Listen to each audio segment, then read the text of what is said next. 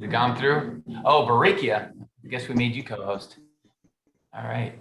We are now recording. We'll give folks a minute or two to get signed in. And Aaron or Barikia, can you confirm when we get everybody here? Yes, I'll be happy to.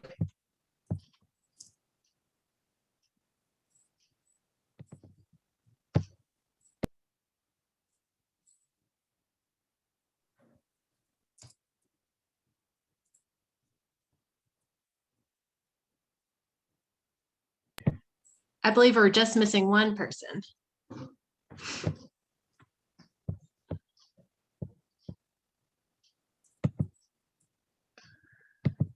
Terrific. Thank you.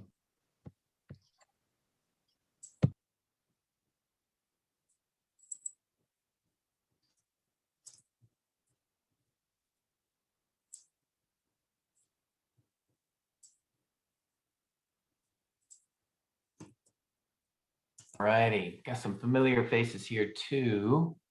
Good. Clay Carter, welcome to the show. Scott, you as well.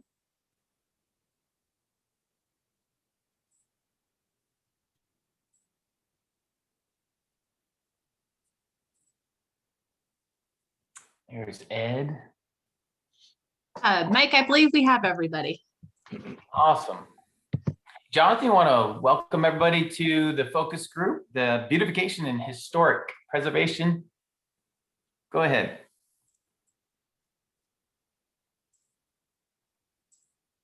And unmute yourself if you're muted. Yes, yeah, I was working on that. Yes, again, just want to thank everybody for participating. We're kind of halfway through the process, roughly. Again, just evaluating the 15th Street corridor to see how we can come to a compromise to work towards an equitable solution to improve traffic flow there and safety. We've gathered a great deal of data through survey information, some previous public input sessions, and now we're following up with a 3-day planning charrette with focus groups that will hopefully end Thursday with some type of conceptual design that we can develop further. But again, just want to thank everyone for their input. As part of this process, we're looking at several different focus groups to make sure we're capturing all of the concerns that are out there. And again, just thank you for your participation, and I will turn it over to Mike. Terrific. Thank you, Jonathan. May I make a request?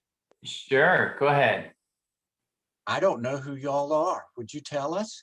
Yeah, we're going to get right to that, Clay. You know what? Before we introduce ourselves, we'll probably introduce you too. So yes, we will get to that momentarily, Clay. Thanks for the reminder. But so what we want to do today, I'll start with what we want to do. We only have 45, 50 minutes for the focus group today, but that's okay. We're going to drill down specifically to the beautification, to the gateways. Aaron, can anybody hear me? Yes, we can. I can't hear anything. Dan, can you help that? Mary Day, can you hear me?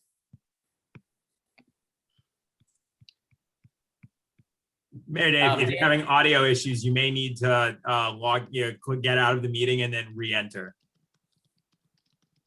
You may have to use the thing to get her. Mary Day, can you hear me? Dan, just help her on the side. Maybe use the chat box. Folks, we're going to jump into this in the interest of time. We are going to spend about the next hour to talk about really focusing our attention on beautification, gateways, historic preservation, relative to the 15th Street as we go through this process. And then beyond that, we're also hosting 6 or 7 focus groups. We already had a focus group earlier today to talk to emergency services, fire, rescue, police, and they shared a lot of great information with us.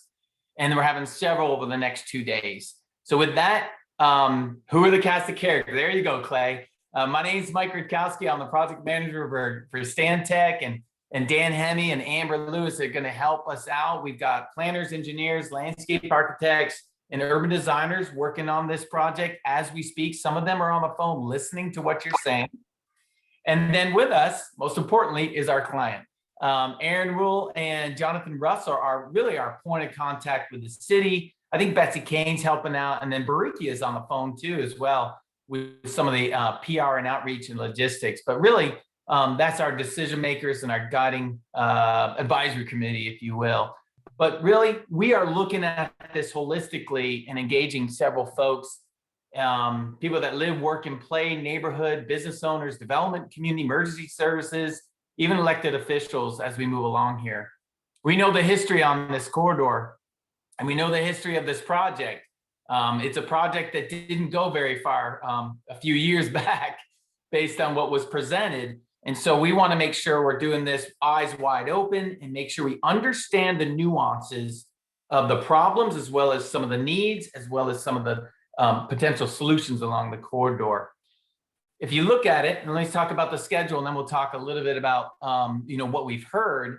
But if you look at the corridor holistically, or at least the schedule, we're in the third quarter, and like a football game, we're in this the 3-day public design charrette, which is another fancy word for just a multi-day design workshop.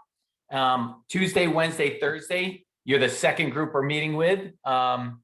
Prior to this, I'm hoping that all of you participated in the project symposium. I think that was back in December, Aaron, if I'm staying corrected, or January? Mid-January. January. And so that happened previously. Lots of great folks in interjecting. We had surveys that we've done online, as well as an interactive online map to have people tell us what are the problems, how do they use the corridor, what are their frustrations, and then provide us some of those potential solutions. The fourth and final corridor will incorporate us revising some of these design plans and coming back to show you your final product. We've done a lot of work to date. We have a good idea of the framework, but there's a lot of specifics that we're going to need help with. So that is the issues. I'll jump into what people tell us, but now we want to hear from you. And Clay, since you spoke up earlier, we're going to pick on you first and introduce yourself and tell us, why is this important to you? Go ahead. Why is this important to me? I'm going to tell you what an old man I am. 15th Street was made of dirt when Mary Day and Ed and I were wee prats. It ended at Summit Avenue and was a farm path after that. So we have watched that street become first just a way to get from 17 across to Market Street, and then what it is today, a major mess.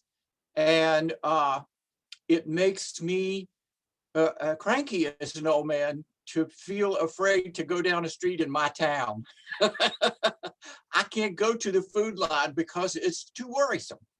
And I think that y'all are going to find this a great way to make it both a trafficable street, and also to honor the fact that there's so many people who live right there who can't get it, who have to get in their car to cross the street. It scares me for them. All those people on 16th Street and Stewart and Oak Drive, Summit, Respis, Market, and even on out to Smallwood can't use that street without a car. And that's just a shame. I don't live on that street anymore. I live downtown, and I can do everything I want by foot or bicycle. And what a pleasure that is. Thank you.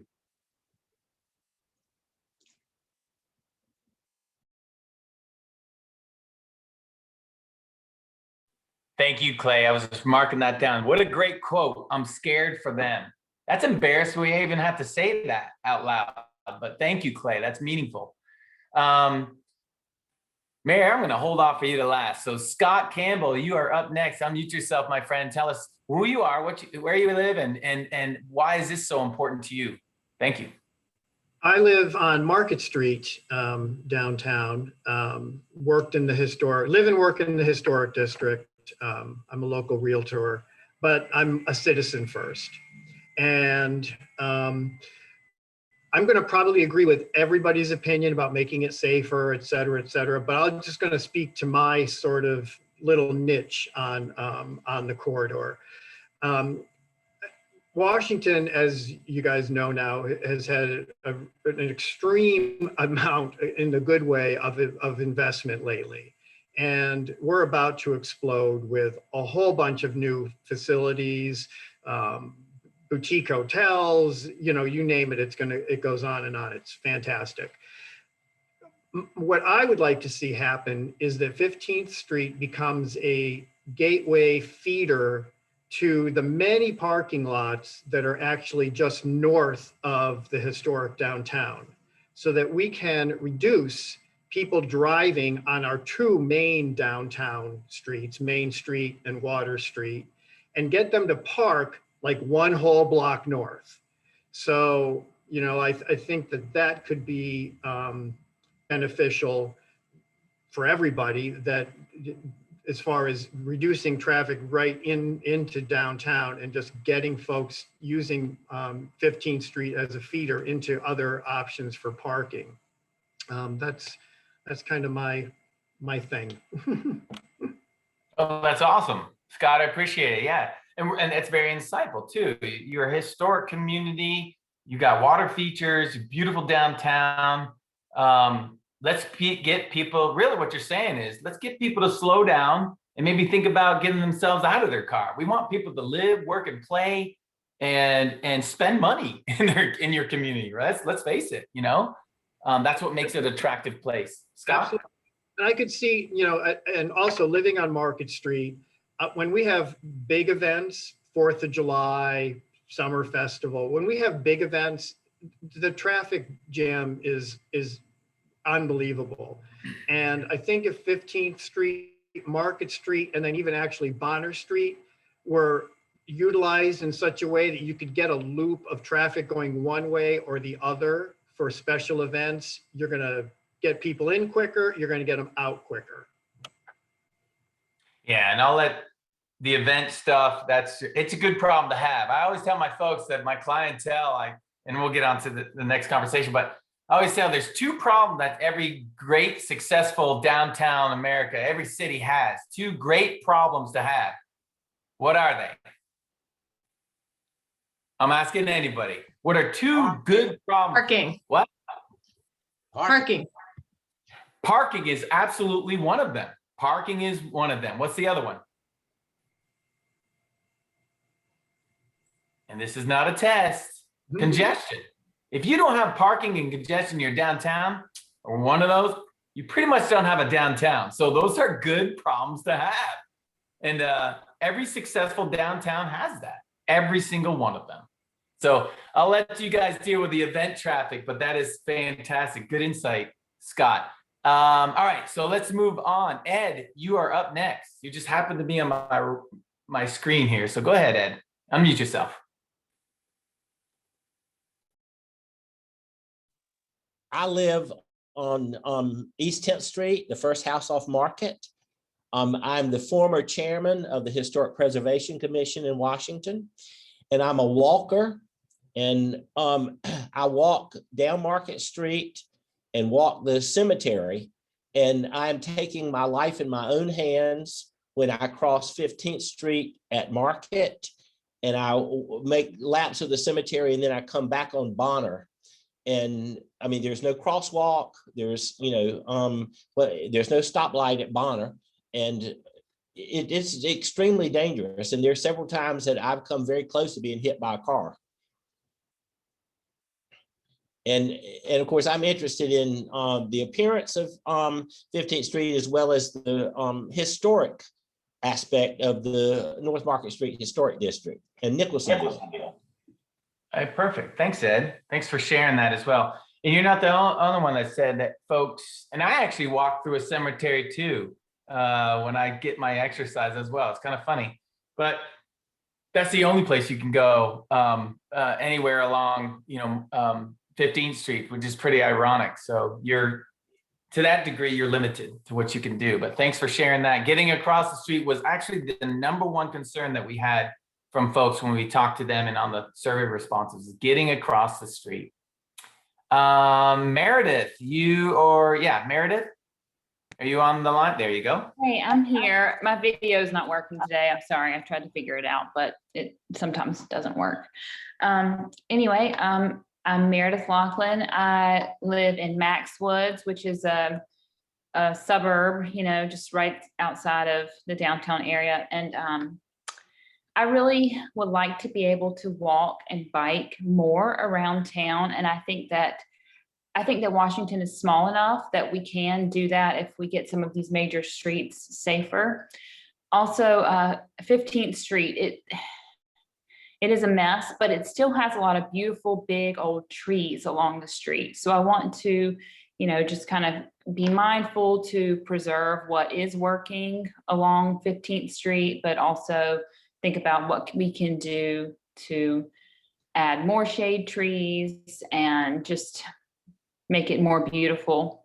Also, I know flooding is a big issue along 15th Street as well. So I want to keep that in mind as we look at this project, because just a way to divert that water away from the yards and I guess what will be walkways along the street as well. Yeah, good point. And that's something that brought up by the emergency services folks, the flooding. They gave us specific locations along there. And I would love to encourage us, everybody on this conversation, because I think you're probably going to spearhead that effort to consider stormwater BMPs. You live in a coastal community, you've got water surrounding you and at least adjacent to you, and it's relatively flat. So we need to be cognizant of that. And flooding is certainly a part of that. You got a lot of hardscape, asphalt, concrete out there today where that water drains. Is going to have a difficult time. Clay? You said stormwater and then you used a 3-letter abbreviation. Oh, best management practices or best design practices. We also, I'm not guaranteeing anything, but I'd like to show some of this in our designs. But yeah, good question. Whenever I throw out an acronym, you call me out, Clay. You just call me out. I work in government. We love those things. You love that. I used to work in government too. DOT, Department of Transportation, and it's terrible how many acronyms we knew out there. All right, touche. All right, we're moving on. All right, Heather, you are up next. Hey guys, yep, I'm here. And I'm a born and raised Washingtonian, and I currently live in the area of Smallwood.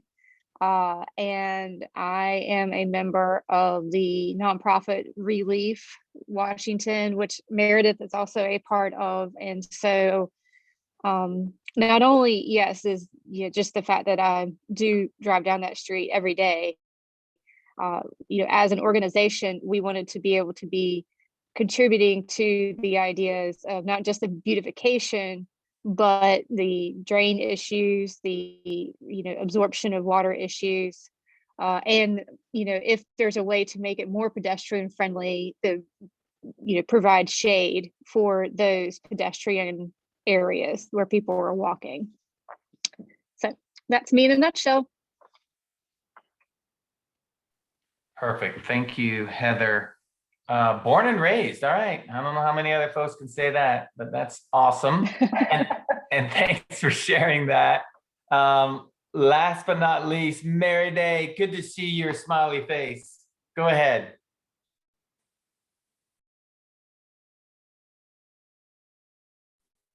And I hope you're not having any issues with your, okay, go ahead.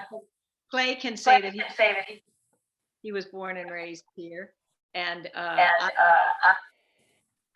I echoing?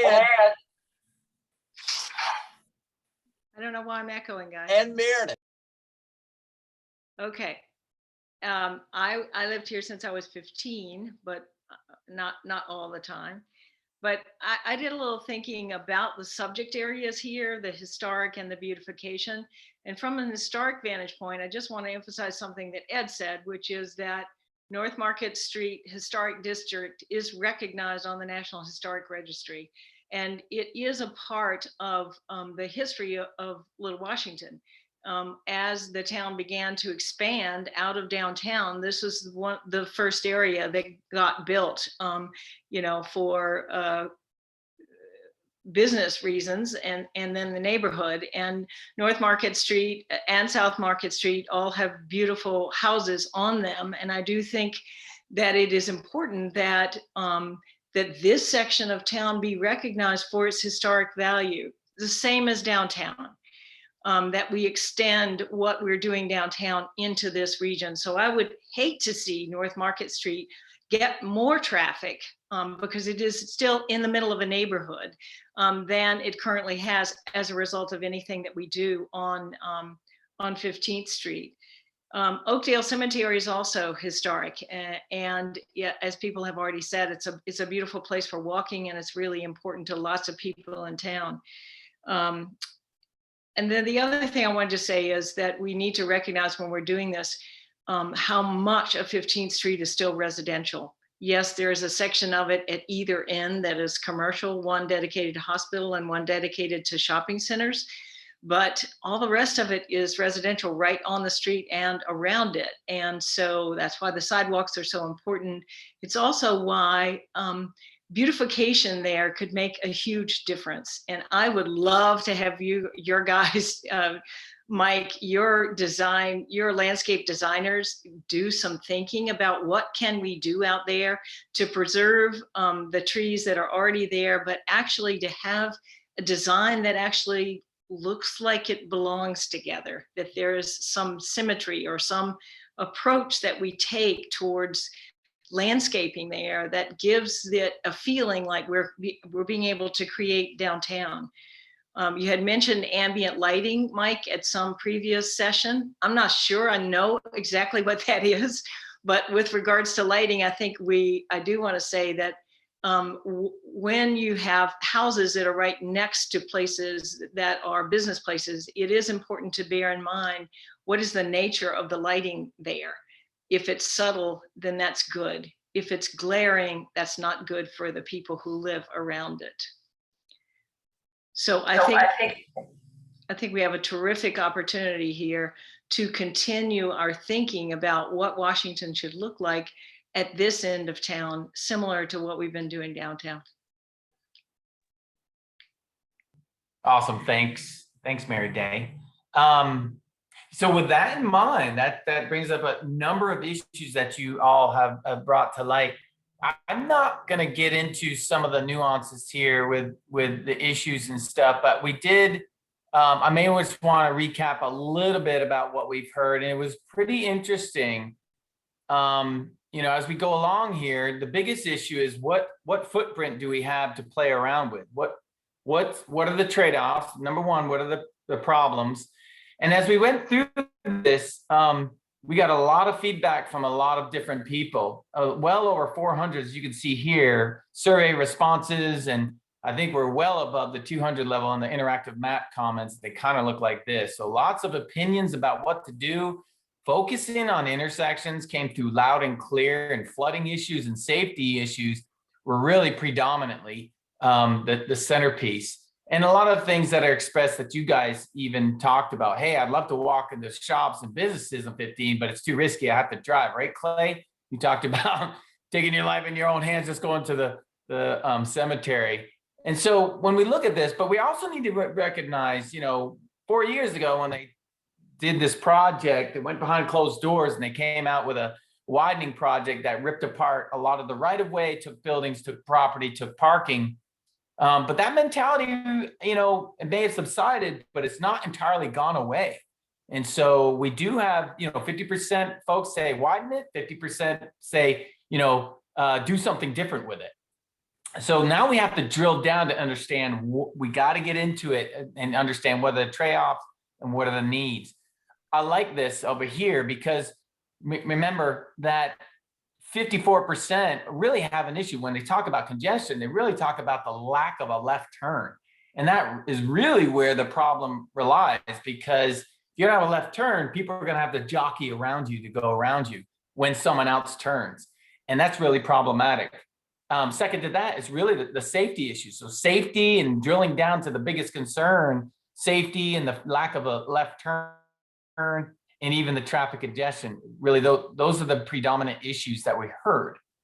And then when we look at bicycle and pedestrian activity up here, 84% are dissatisfied. No big shock there. There's no amenities for pedestrians. There's absolutely no amenities for someone that's on a bike. So 84% are dissatisfied by the pedestrian. 76 say bicycle safety are dissatisfied by that. I think only because no one's riding a bike. You know, there's folks that have to, but a lot of the folks that want to ride are not riding on this corridor. And then needing improvements, I go back to the intersection because that's the easiest one. Clay, you brought it up earlier.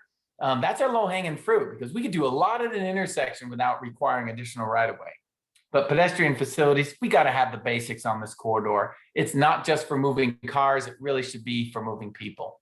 And then last but not least, the things that take away in that jumped out at me when I saw this. How important is it to avoid right-of-way take-ins? Look, 70% basically say, leave it alone, no more right-of-way.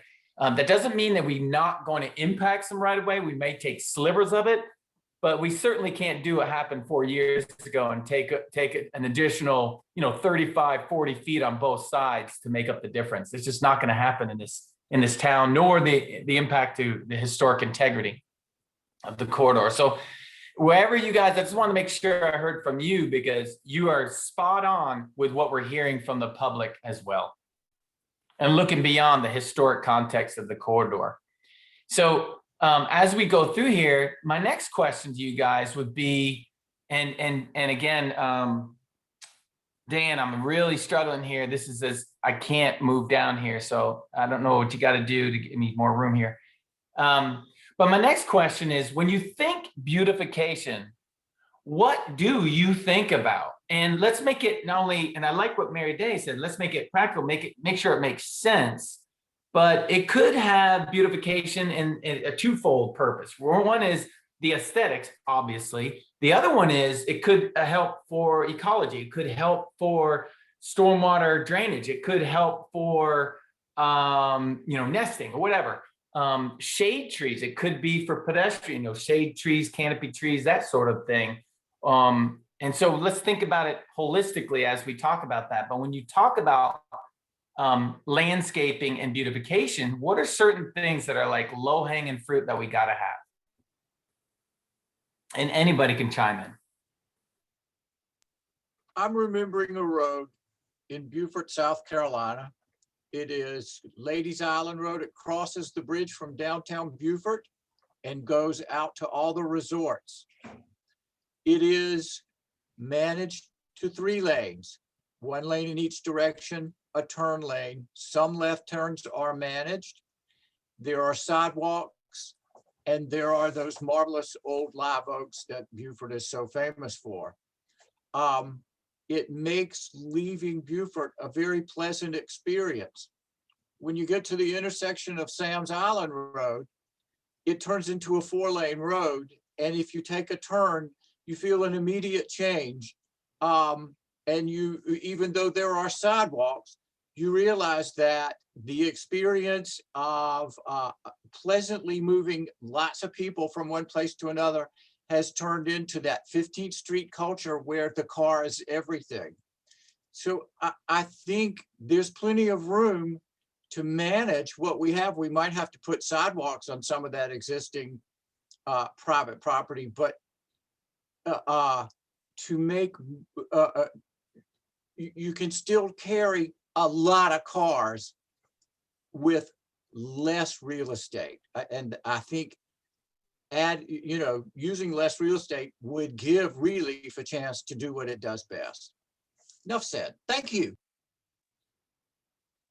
Well, I've heard numbers of people say how much better they thought 5th Street, 264 coming through Washington was, now that it was just 2 lanes going in opposite directions with a turning lane.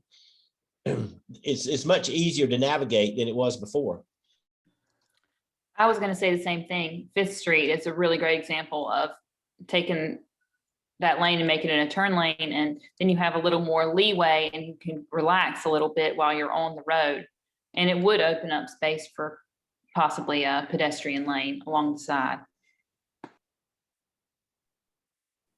I think also that this is the entrance into the North Market Street Historic District from the north.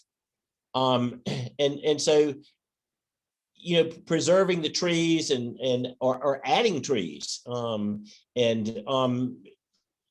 make the corners more attractive, and you know, a park bench here and there for people that are walking from Market Street to out to the mall area. I'd like to see things like that. I think, Mike, if we get a sidewalk on one or both sides, some sort of continuous landscaping that ties the road together, even if it's shrubs, in addition to the trees, could be quite beautiful. It needs to feel like a whole, and right now it doesn't. It feels disjointed. I don't know how much is possible to do that, but it would be great if we could. And I do think that if we do, I really do, I think we are all emphasizing the need for a pedestrian walk path on that street. And just thinking about it, even if we turned it to 3 lanes with each direction and a turning lane, we probably would have room for one decent side of sidewalk, but that would also mean we need to have some type of crossing mechanism to be able to access both sides. And, you know, I don't know that it would completely be unheard of to do one that goes over the street, but I don't know if we have that much room, but it would make me very nervous, even with new lanes and everything, to cross that street as a pedestrian, unless it was done just very, very carefully. Kind of along that same line, my grandmother lives up in Midtown Raleigh near North Hills, and it's very busy up there, lots of traffic, but you can still walk from her house to the shopping center because there are sidewalks and those little push button things at the intersections. And every intersection is landscaped with, you know, trees so that you can relax while you're there waiting for traffic to come to a halt so that you can cross. So some sort of landscaping near the push button crosswalks would be nice. It really does make it a more relaxed and leisurely experience. And then I love what Mary Day said about the ambient lighting. So some sort of lighting that's not glaring, but ambient and pleasant would be nice, and help with the safety aspect as well. And I could get really carried away and say that there are a couple of pieces of property that have houses that are totally neglected on them. Wouldn't it be nice to have a little park on 15th Street? If we could afford to purchase that property, even if it was through donations, and create a small park along there, would be wonderful. And also, it might help with the stormwater problem if you could make a little wetland in one of those parks where the water could pool and have some natural wildlife happening. I was driving down 15th the other day and I saw a ditch behind someone's house. All the trees had been cut down around it, and it was just a ditch filled with water and trash. So, you know, if we had a more purposeful wetland that was almost like a learning experience within a, you know, little pocket park, it might help with the drainage and help people appreciate a ditch more as a wetland. And yeah. And I can contribute that Meredith is excellent at choosing native plants to go in such a park. Getting there.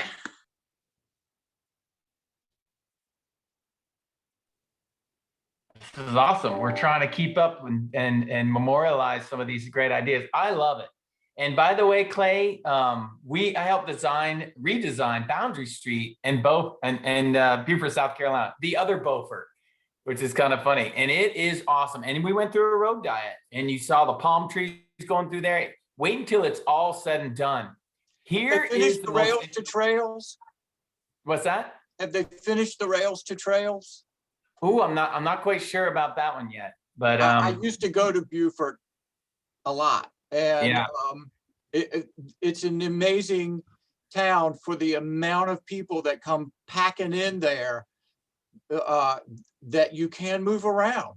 And going from downtown out to Ladies Island is an easy experience. And so that's kind of my model of what we can do. I love it. And so I would challenge you, Clay, that bring up a good point. Look at that community, because they have water, a little bit more water than you have around you, but they have their wonderful downtown, just like you, that butts up to the water and the boardwalk, just like you. It is awesome. But you're right. And it's the way they treat, and a lot of people go through Beaufort to get to the islands. I used to go to Fripp Island, still do, Fripp, and then Hilton Head, and all of those, Ladies Island, and all the other ones that are on there. But you get what I'm saying. It's a pass through. Yours is more of a destination.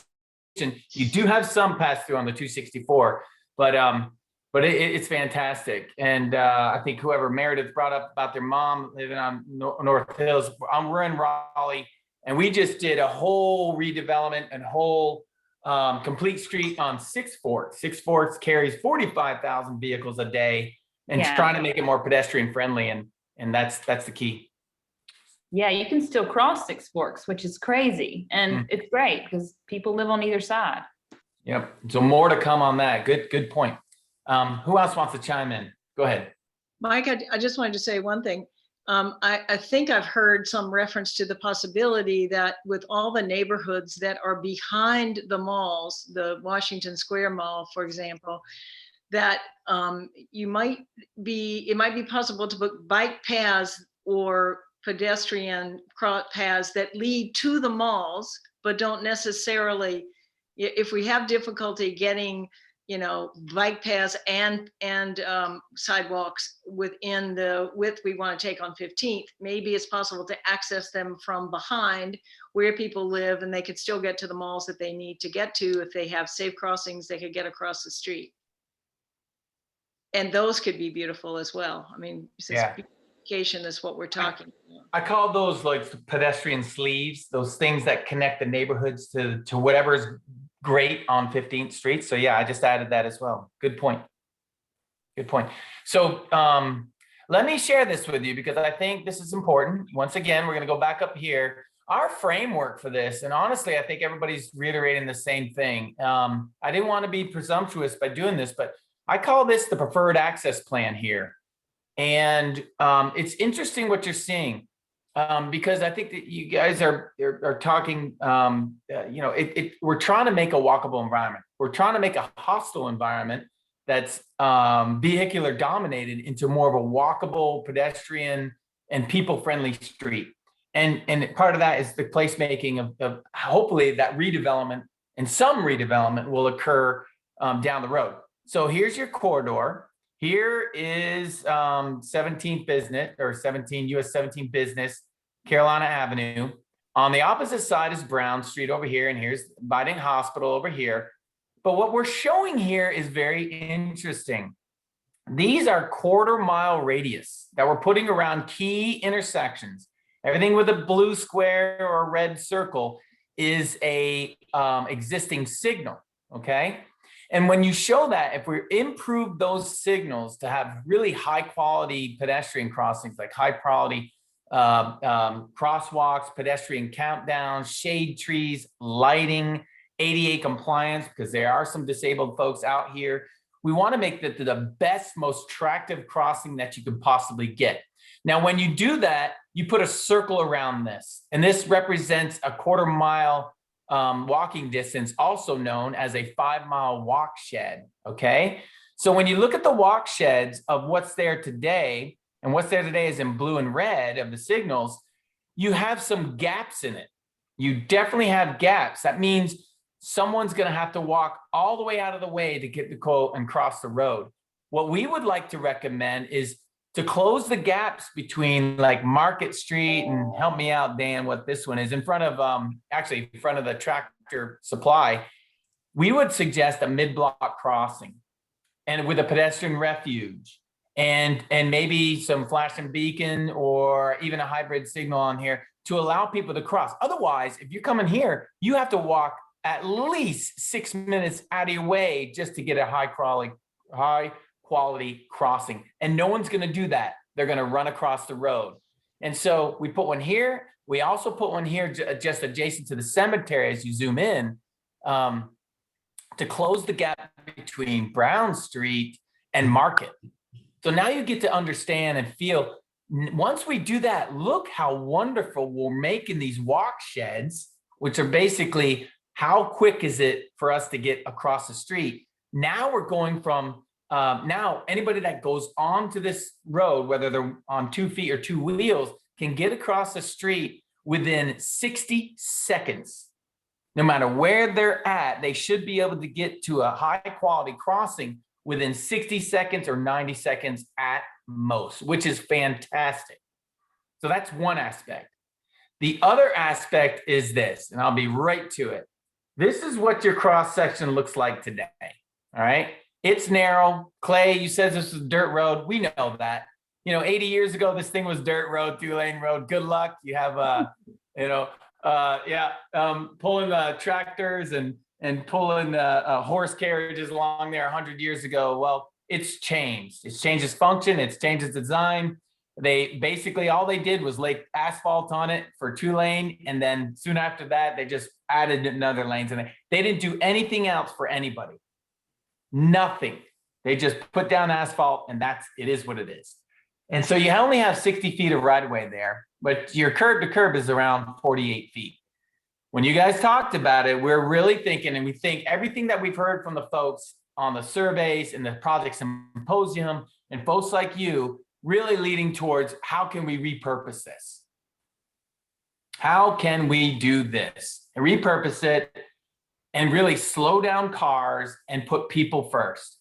Our idea is to bring in the outside curb that you see there, bring it in on the north side and bring it closer in and get rid of one lane that's out there. Make this 2-lane or 3-lane, 2-lane divided with a planted median, or 3-lane to allow left turns to be made. Now you have that quintessential problem, right? There's no left turn lane. Now we got a left turn lane. We also have some streetscape opportunities, but most importantly, now we have continuous opportunities for bicycle and pedestrian. We call this a side path over here. It's 10 feet. It's protected with a verge area or strip area here. And we're able to put bicycle pedestrian 8 to 80. Anybody 8-year-old that wants a helmet to 80-year-old that's maybe an elder that wants to get some exercise. Clay, no longer do you have to walk down to the cemetery and that's the only place to go. Maybe you can go along the side path and go have coffee down the road. Here's your pedestrian level ambient lighting. There could be some street tree program. And I think someone mentioned it before. Hey, look, we could actually do a street volunteer and have the city or the state pay for the tree and ask the property owner, if we plant it, if we can plant it on your property, we'll be happy to maintain it. That's something that's up for negotiation. I'm not going to put words in Jonathan's mouth, but I think that's something that you really seriously need to consider. On the opposite side, years ago on 5th Street, a lot of the trees on 5th Street we did in that very way. Oh, terrific. Dan, put that in the notes. That's very good to understand, Clay. It pays to have been around since, it was Since dirt. Since dirt. Perfect. Well, now you get it. And I think there's room, honestly, I think there's room for, 5-foot sidewalk on one side, a 10-foot multi-use path. And again, disabled could get in there. Someone on a tricycle, a runner can get on there. Even mountain bike, no one's going to be blasting down this road 20 miles an hour. If they want to, they'll get in this road. The spandex folks, they're not going to get out here. They're going to get inside the travel lane, and that's where they want to go. So that's the key of what I would think that the designers are moving ahead with based on what we're hearing. Will it stay the same throughout the entire corridor? I don't know. We'll have to see how this unfolds, but I think that's basically our framework for moving forward. Any insight here with what you're seeing? Anything that scares the pants out of you? I have a question, Mike. It looks beautiful to me. I love it. However, my question has to do with previously it was 44 feet curb to curb. Is that right? The previous design, 46 feet curb to curb? Yeah, it ranges from 46 feet curb to curb to 48. Okay, So what I'm wondering about is how much property will people who live on the north side, if you balance it that way, be sacrificing for the side path? Because when we looked at it before, many of those little houses are very close to the road. And Yeah. I'm wondering what the impact might be there. Mary Day, zero. Zero. Zero. This is 60 feet today. This is 60 feet tomorrow. It's the 60 feet right of way, right?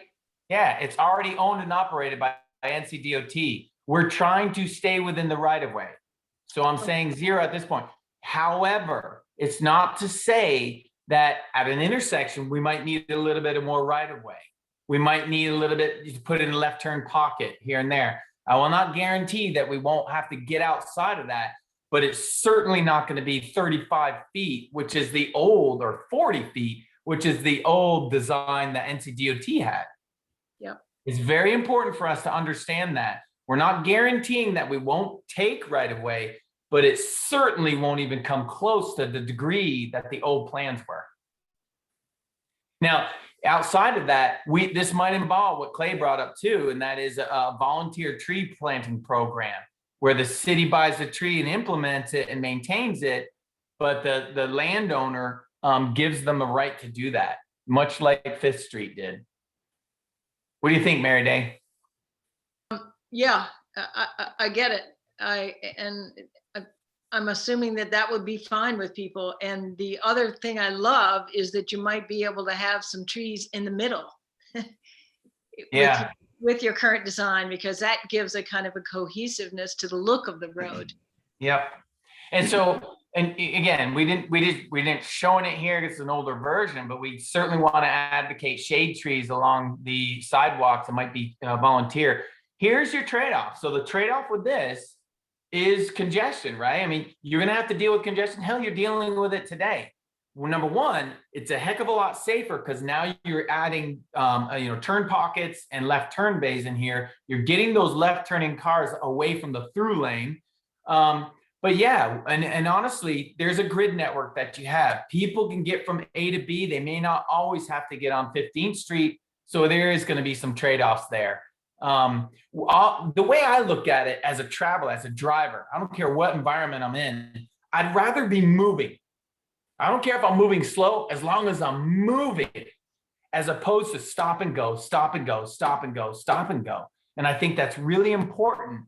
And that's our promise here is I'd rather be moving along than stopping and going. And so the congestion at key intersections, we're not changing the footprint there, but we're providing them a clear left turn bay that they can turn on and off.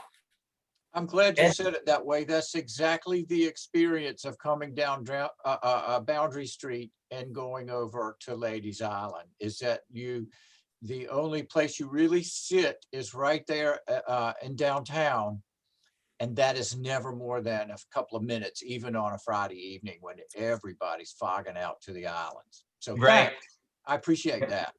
Awesome. You're right, Clay. And sometimes they block the bridge there, the high bridge, still a high bridge, but it's still an open bridge there that you have to wait. You can't do anything about that. Luckily, you don't have to deal with that on this road. So that's kind of what we're going here. So I'm liking that.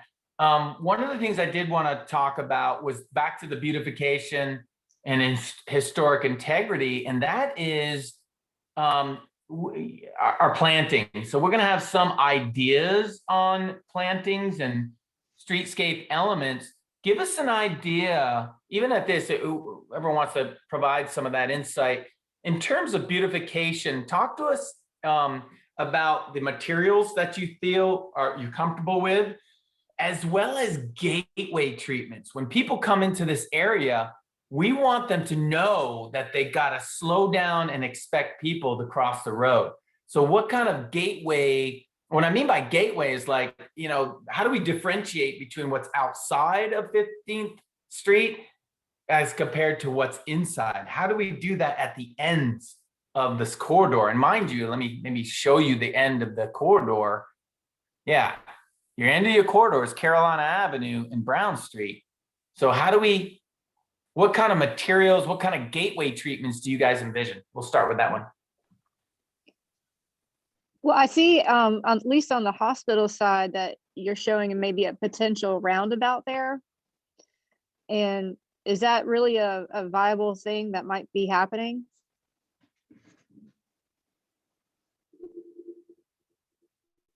Yeah, I think that's, Okay. I mean, that's one of the things, especially if we repurpose this lanes. Now we're just dealing with one, 2-lane roads, and it could be just a Mhm. 1-lane simple roundabout.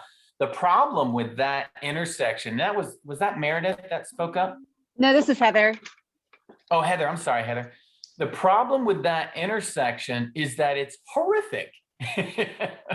Currently today, this is a dead man's curve right here.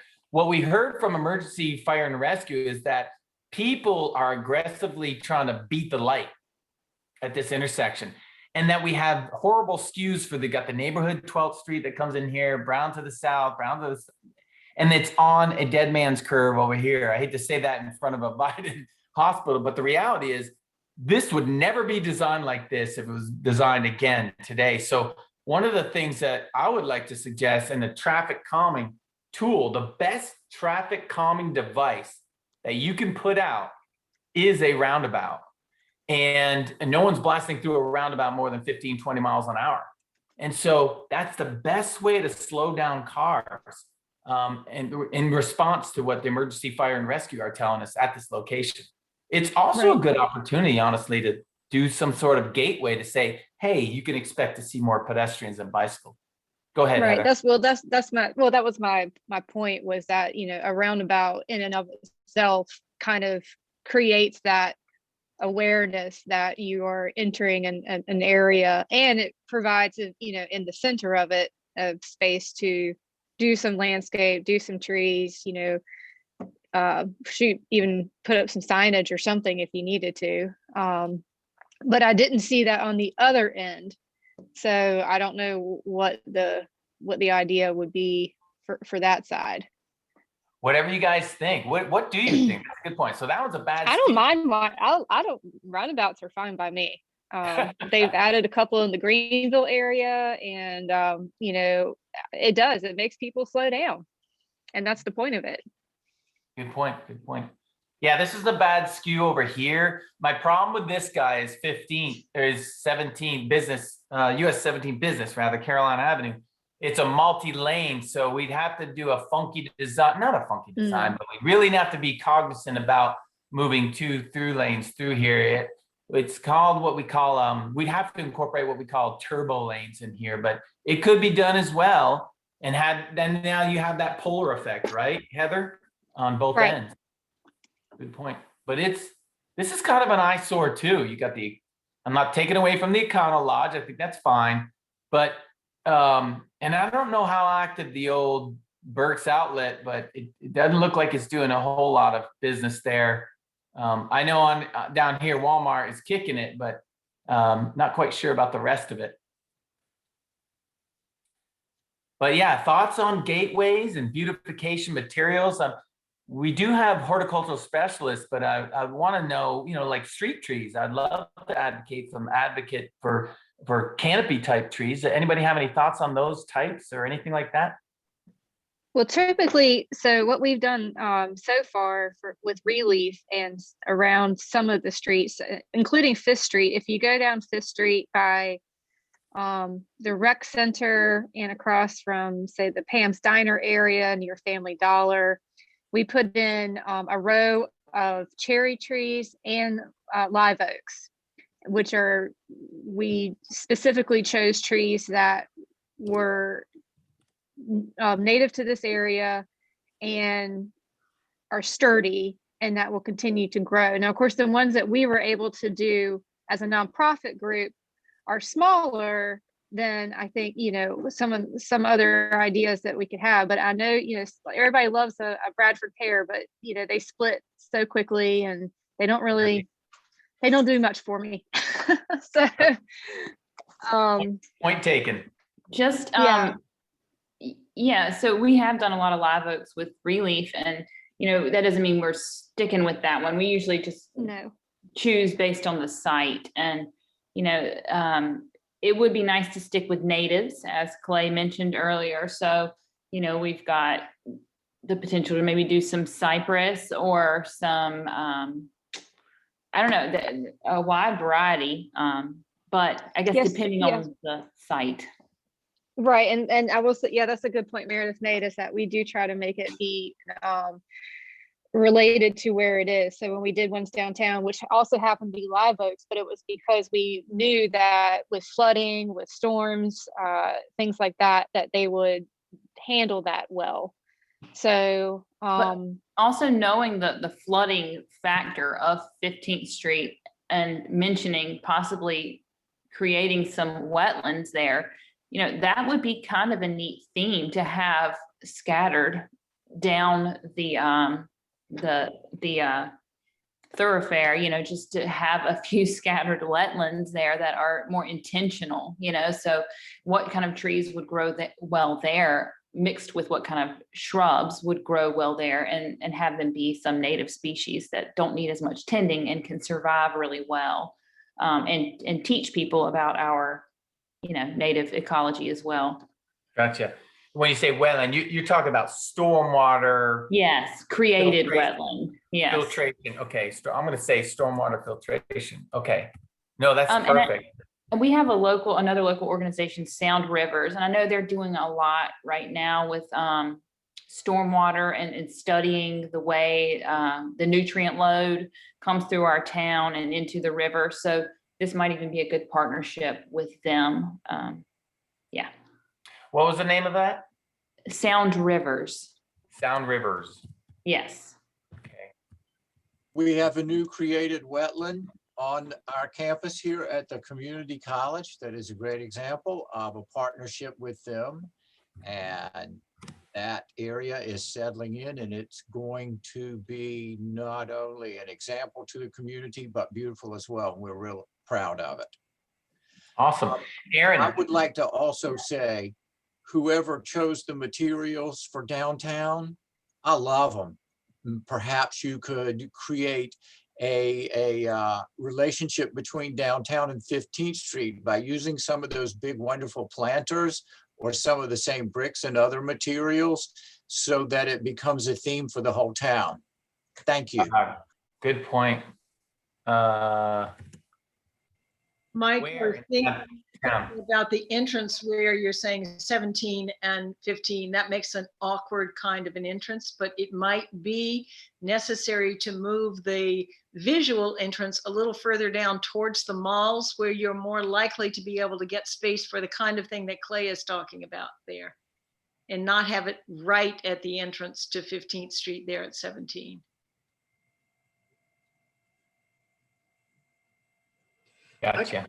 On the north side of 15th, where there are more properties, more single-family residences, I could see sort of not just trees, but more of like a hedge type barrier between the property owner, their house, and the sidewalk.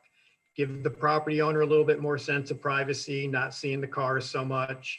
I think many would be, I would imagine, would be all for having a nice green wall put up in front of, close to the sidewalk, away to block the view of traffic. And so it's not just trees, it could be sort of a pathway with hedges type thing. Oh, yeah. Good point. And you have a little bit of topography, or I wouldn't say topography, but you've got some, on the north side of 15th Street, you've got some topography in there. There might be the need for a retaining wall, a short, attractive retaining wall, something like that, just to protect. Right, and then you could sprinkle in some shrubs. You could make a green wall, an actual physical wall to a knee wall type height, and then shrubs here and there in between, not just trees.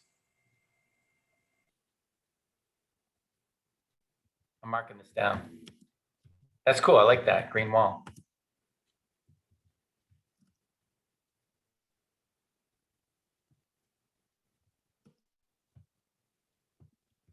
Okay. Dwarf Yopon, Meredith? What with Yopon? Oh, they're so beautiful. Yopon holly, they would be great. Evergreen with berries, feed the wildlife, grow in all types of conditions. Yeah, Make your own tea. that's right. Which has the highest amount of caffeine of any brewed drink. It'll set you on your head. Here we go. All right. This has been great. I know we reached our hour on here, but look at all the comments we have on here. You guys are terrific. And honestly, as we look forward, we're going to keep the dialogue going. Lots of good ideas. I might have some of our specialists reach out to potential individuals. Let me think. Aaron, if you don't mind, Barikia, it would be great to get a contact at Sound Rivers. We Because actually have whatever we- someone tomorrow at 11 from Sound Rivers. That's my, awesome. my sister Grace. Yep. Yeah. Yeah. Grace is Awesome. great. Yeah, she's fantastic. All right, let's put her on the spot. But yeah, as you can tell, here's our focus groups, right? And it's more listening sessions here, but this is our emergency fire and rescue police over here. And this is where you guys, you outdid them slightly. So, and yours are smaller. So just want to let you guys know that. But they had a lot of things to say too. Not everything is going to meet your needs. Not everything is going to be consistent with what your thoughts are. There's going to be a lot of competing interests. I will say that. And so we just need to balance those competing interests. We're not going to make everybody happy, and that's not our intent. And there will be some trade-offs. And I think Mary Day knows that first and foremost. We say, can't get everything what you want. You get what you need, right? Can I ask a question? Will y'all please just keep someone in relief in the loop, because we're going after a grant to get money for trees for stormwater filtration and stuff, so we can possibly help plant some of these trees, because we're going after a grant for that right now. So this might work. Awesome. Dan, you got it. Write I'm it down. adding on the side right now. All right. I heard free money, Jonathan. I don't know about you, but I heard free money. Let's do that. This is an opportunity. So who do we coordinate with on that effort? Because I think that's wonderful. Either myself or Heather, either one of us will relay any information. All right, put that in there, Dan, Heather or Meredith, okay? Absolutely, let's do that. And Aaron, we've got it in Barika. Let's close the loop on that, because that's going to be probably another phase too. We want to do this right. And I think if we do a corridor and we do the hardscape, we absolutely need to do the soft side and do the landscape with it, or we'd be remiss. We wouldn't be able to provide the amenity and the attraction, the beautification, but also the protection to the traveling public. So that's important. And I would like to mention, just before we go, that we're excited to be a part of this and to help in any way we can. And I will say, I do think it helped when when the downtown project happened, and there was a need to kind of at the last moment replace 3 big standout trees that are the entrance to the downtown Main Street area. And the city reached out to us on that to help kind of facilitate that.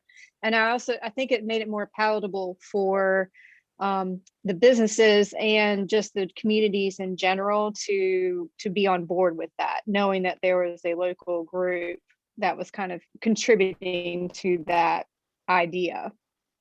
So we were able to give the city some good press when they were kind of not getting great press for other stuff related to the same project. And nothing bad, but just everybody had complaints, but people seem to like the trees. So absolutely. Yeah, I'm a firm believer in that. So here's a challenge too. But let me finish this, then I'll get back to you. But to Heather and Meredith, work with our group, work with the city. I would like to see us do a tree protection. In other words, how viable are the trees that are out there today? And just go, it could be a street, I call it a street inventory or a windshield survey of what's out there today on both sides. What do we need to protect? What's dying? Or what's probably going to go away in the next 5 years? But what do we need to absolutely protect? That's important. I think that would be great exercise if you can help us, kind of put that together. I know Mary Day's her mind is spinning right now, but I think that's going to be wonderful because we want to protect what's there, but we also want to close the gap and fill the gap. So street trees, I love you guys threw a bunch of them at us. Understanding the function of what they're serving, not just beautification, but canopy. What can we put in the median? And then what can we put on the outside edge? And considering on the north side, that's where predominantly your power poles are with your transformers up there. And so we need a smaller type. Yeah, there you go. I want you to start thinking about that and give us your insight. You got my email, you got Dan's email and Aaron's email. Share your thoughts with us about what's palatable on both sides of the road and in the middle of the road, if that's okay. Cool. Absolutely. Our motto is plant, promote, and protect. So we got you. Yeah. Put that motto, Dan, front and center in bold right there. Say it one more time. Plant, promote, and protect. Yes, Relief has done some fantastic work on our greenways and elsewhere in Greenville. And so I'd love to see this happen.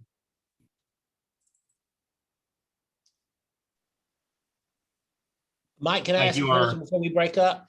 Yep, go ahead. In past experience, what are the chances that DOT will accept a plan that you all come up with?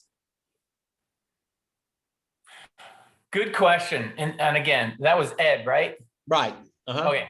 Ed, look, you know, we've already coordinated with them. We just don't want any major roadblocks at this point. They know what they put. I hate to say it. Whatever came to fruition last time did not work for a multitude of reasons. We get that. Let's be a partner because they still own and operate that road. I've done a ton of these projects all over North Carolina, the last being in the same division that owns and operates the road there. This division in the other Beaufort in Beaufort, North Carolina on Cedar Street and Live Oak. And they have been able to move that project forward and a multitude of other locations. They want a project that is shovel ready, that they can move towards implementation. That's what they keenly concerned about. Number one thing they told us was safety. It wasn't congestion.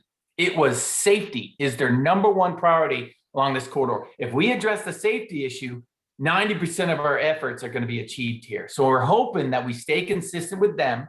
We collaborate with them, keep it transparent, tell them what the people tell us, because I think this is where we get our credibility is from people like you, from the general public, and to help us frame out what we're looking at in our final design. So indirect way of telling you, we've had some great success following that process, Ed.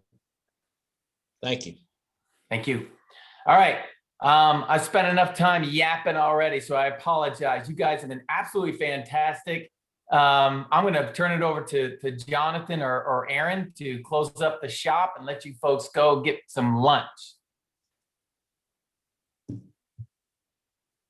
I think Jonathan's gone, so I'll still jump in. Really appreciate everyone's time and would love for you guys to join us tonight, Wednesday and Thursday for the public pinup sessions. Those will be from 5 until 6:30 on the same platform, Zoom. There's a link on our website and from the city's Facebook page. Please join us and bring your friends and family. Thank you. Thanks for including us. Thank you. Yes. Have a great day.